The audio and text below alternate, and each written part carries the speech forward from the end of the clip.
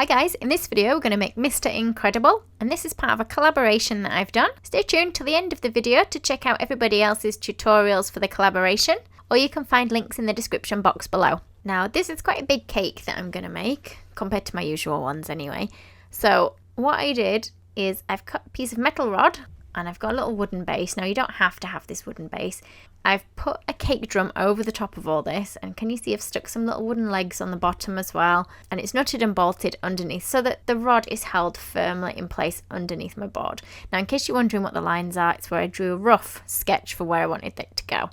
My Mr. Incredible is looking a bit unattractive at the moment, but I didn't have a large printer, so I just drew myself a rough template to the size that I wanted him to be. And then I've drawn a rough oval so that it's the same width as the shoulders, and I've just cut a little hole so I can just check it fits within my board. So can you see that's my rough line on my board underneath as well? Because it's quite tall, I'm going to have to dowel inside, so about neck height, partway up from where his chin is, I'm going to add a board just there. So just want to make sure that board isn't wider than that part of my drawing. And I'm going to cut a little bit of doweling. So this is like a clear cake dowel, so we know it's food safe. And this is going to sit over the top of my metal rod. And what I'm also going to do is, before I add this tubing on my cake dowel, I'm going to put another nut up to the point of where the cake board is going to go. I'm just going to check it's the same height as my piece of plastic dowel, and I'm going to slide this over the top. Now can you see I've put a little bit of dark chocolate, just very untidily, at the bottom just to hold this plastic in place. Now this is just going over the rod so we can make sure it's food safe, so the rod doesn't come into contact with our food. And we've got quite a large washer, and I've got another cake board which I have just put a little bit of a hole in. I'm going to add another washer just on top of that, and then we're going to put another nut on so that it holds our frame nice and tight so that we can put cake or Rice Krispie treats on top of this. So I've put another piece of tubing. So when I say tubing, it is my cake doweling, so it is food safe, over the top of this. And then what we're going to do is we're going to cover just with a bit of chocolate, just so that it doesn't come directly into contact with the cake, and also cover the disc that's underneath here as well. Now my template is bigger than my cake, and I made 3 of these tiers of 12-inch squares, so I'm going to put it across diagonally and cut around. I tried marking where my dowel's going to go, but you actually don't need to cut this bit out. And can you see where I was missing a little bit of cake? I used the offcuts to just fill that bit in on the other shoulder. And I'm putting chocolate ganache down on my board, and I've cut the cake in half so that I can slide one half on one side and then the other half on the other side. So you can see that's the bit that was just slightly too short, so we've added our offcuts onto the end. Just put a little bit of ganache in place, or even buttercream if you prefer, just to make sure that holds on tight. Now between my layers I'm just using a buttercream. I've actually got chocolate orange buttercream on this one because I thought it'd be nice with my cake. And what I've done is I've just cut out the same shape again, but I've cut it slightly smaller this time on my next tier. So just doing exactly the same, and another layer of chocolate buttercream, and then my third layer, same again. Now it needs a bit of forcing to get it under. So can you see on that side I've just cut a little bit of cake out the top to squeeze it in. I am making a huge amount of mess. So once that's done, I'm going to hold the template that I really carefully drew out. Now usually I would pop my cake in the freezer a little bit just to firm it up, but I don't have a very big freezer, so this guy's not going to fit in there. So I'm going to start by taking some off his shoulders. So just take it off gradually. So because I haven't put it in the freezer, it's just a little bit soft, so it is crumbling just a tiny bit when I try and cut it.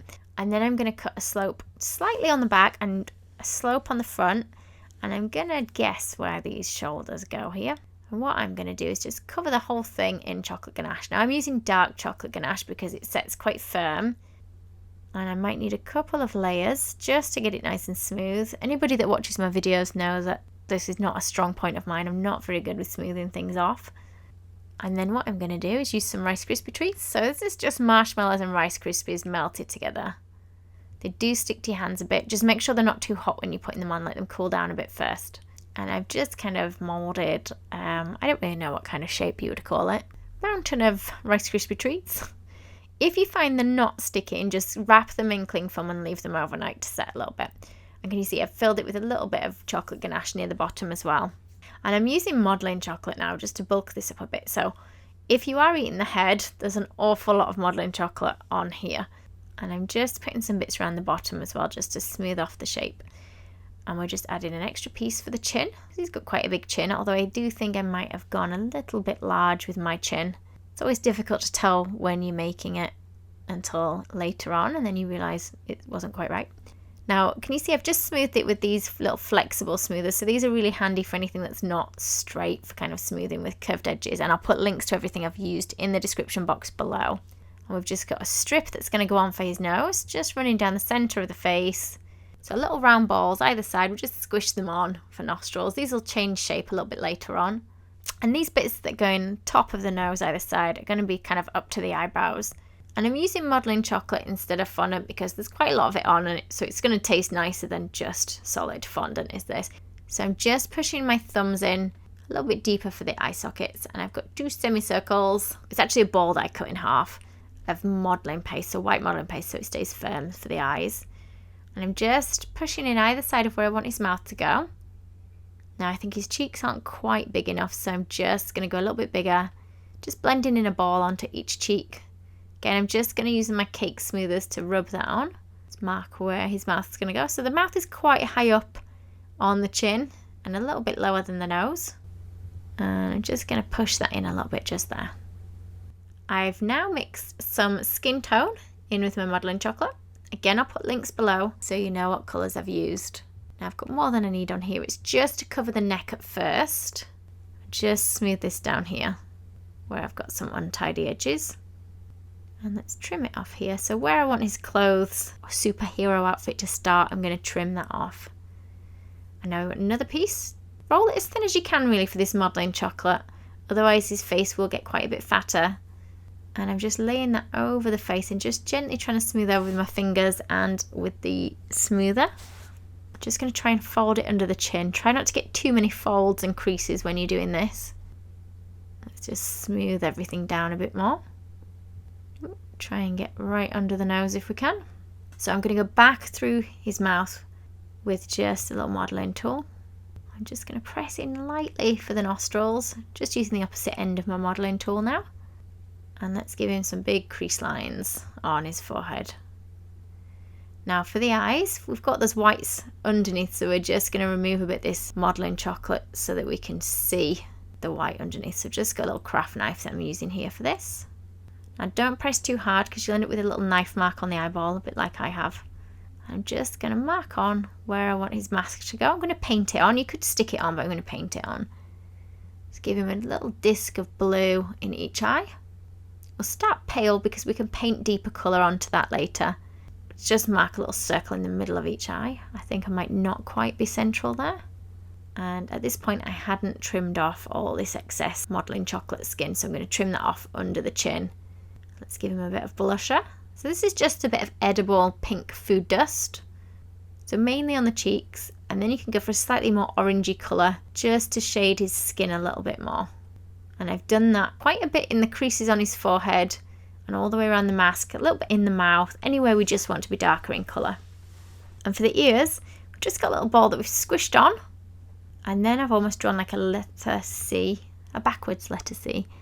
And again, we'll put a bit of dust in there so it matches the colour of the face. Now for the mask, I'm going to use the powders, but I want to paint it on wet rather than using a dry powder. So we've just got this dipping solution to mix in with it. And it evaporates quite quickly, so it does dry quite quick. Let's do the pupils while we're doing the black. Don't use too big a paintbrush, or you might want a small one for around the edges and a fatter one for filling in all the colour in between. There we go. And then a darker blue just to go around the outside edge of the eye. So again, this is just food colouring that we're using. It's got a small ball of white fondant that we're just going to push in each eye. Just put it in the same place each eye. Now I've rolled a strip of black fondant to go around the neck. And I'll put links in the description box below to all the different fondant and things that I've used.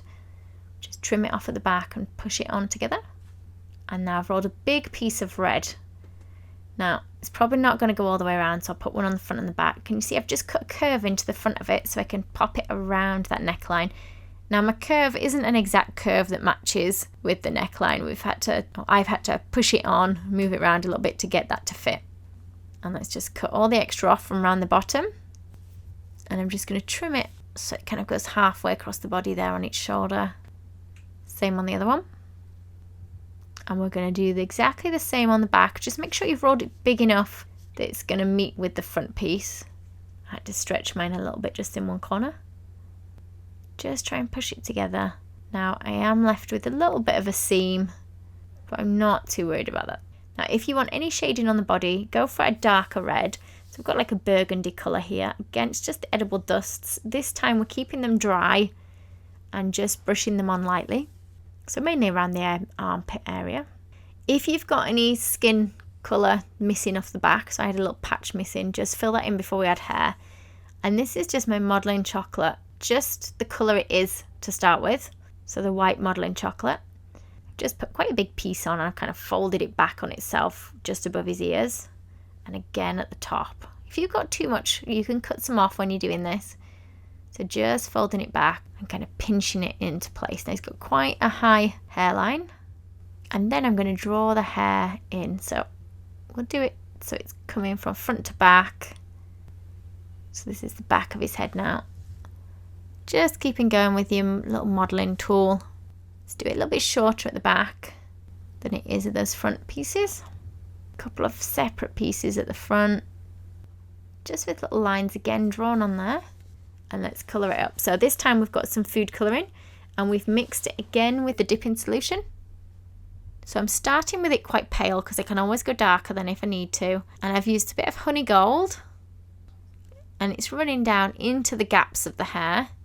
And then I've just gone a little bit darker by adding a tiny bit of brown into my honey gold and painting more sort of near the bottom of each hair. Then he just wants his little logo on the front. So I've got some black fondant.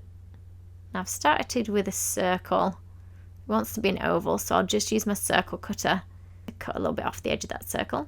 Again, we'll do the same but with some orange. So start with roughly a circle and then cut just the edge of it off, just using that same circle cutter.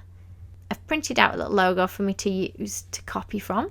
Stick that along the edge of the black. We'll just cut that off where it's going to be underneath the letter I. So I've got exactly the same shape the other side, only the thinner point starts at the top, fatter one at the bottom at this side. We've got some yellow. Now, if it's easier, you can use modelling paste because it's a little bit firmer than fondant. Just cut out a circle out of the yellow as well. And you can see I've got a smaller circle in white ready to put in the middle of that one. Now, if they don't stick on their own, you can just put a little bit of water on the back of them or even a little bit of edible glue.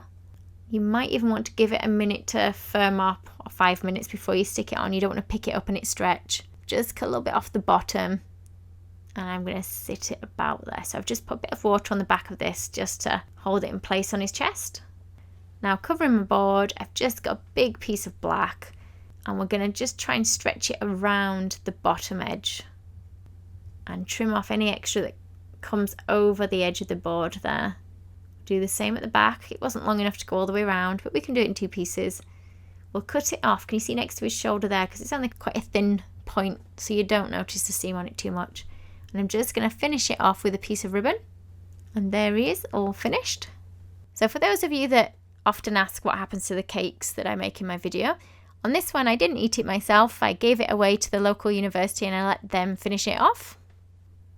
So I hope you've enjoyed this video. Don't forget this is part of a collaboration and you can see the other Incredibles cakes and cake toppers by following the links in the description box below and on screen now. Thank you for watching. If you liked the video, be sure to hit the thumbs up button and leave me a comment below. You can see more of my tutorials by clicking on the images on screen now. If you haven't already, make sure you click the subscribe button to stay up to date with my future tutorials. There are also links in the description box below where you can find me on Facebook, Instagram and more.